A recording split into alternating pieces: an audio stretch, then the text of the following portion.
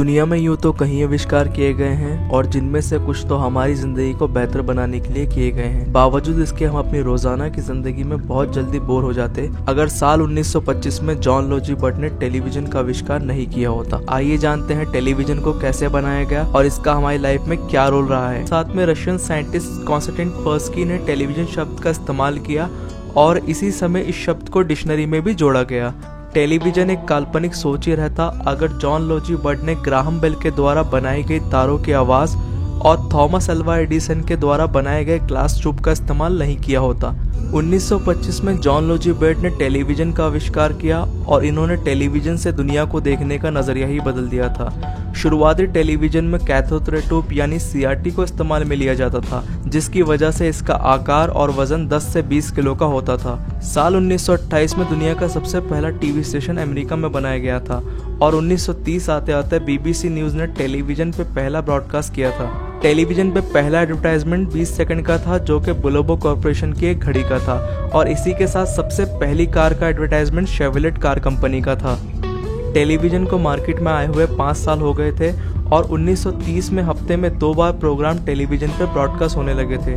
1936 तक टेलीविजन में 12 इंच का स्क्रीन होता था और इसी के साथ बड़े बड़े उपकरण भी होते थे और इसी साल दुनिया भर में 200 से भी ज़्यादा टेलीविजन मार्केट में आ चुके थे। और रॉबर्ट एल्डर जो कि इंजीनियर थे जिन्होंने जेनिथ कंपनी के साथ मिलकर 1950 में पहला टीवी रिमोट कंट्रोल बनाया, जिसको इन्होंने वायर के जरिए से टेलीविजन को जोड़ा और इसी के ठीक 5 साल बाद मार्केट में वायरलेस रिमोट कंट्रोल भी आ गए थे। अमेरिका में सबसे पहली बार 1953 में कलर टीवी पे प्रोग्राम ब्रॉडकास्ट किए गए। लगभग 7 साल बाद 1960 तक लोगों ने दुनिया भर में 1 करोड़ से भी ज्यादा टेलीविजन खरीद लिए थे और अपोलो 11 टेलीविजन पे सबसे पहले लाइव टेलीकास्ट किया गया था, जिसे 20 जुलाई 1959 में तकरीबन 60 करोड़ लोगों ने देखा था। लेकिन 1970 तक black and white TV he market में चल रहे थे।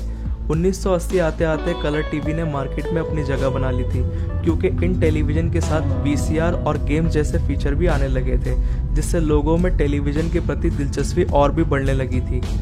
अब साल 1990 आते आते टेलीविजन में काफ़ी बदलाव किए गए, जिससे इसके साइज और पिक्चर क्वालिटी बेहतर हुई। इसी समय LCD और प्लाज्मा जैसी टेक्नोलॉजी पे काम चल रहा था, लेकिन सन 2000 के बाद VCR की जगह DVD प्लेयर ने ले ली और इडियट बॉक्स टेलीविजन अब स्मार्ट टीवी बन चुका था। इन्हीं सालों में HD TV, ultra HD TV और साल 2010 आते आते 4K और 3D ने इंटरनेट कनेक्टिविटी के साथ एक अलग पहचान बना ली, जिससे वर्चुअल कनेक्टिविटी काफ़ी हद तक और भी बेहतर हो गई।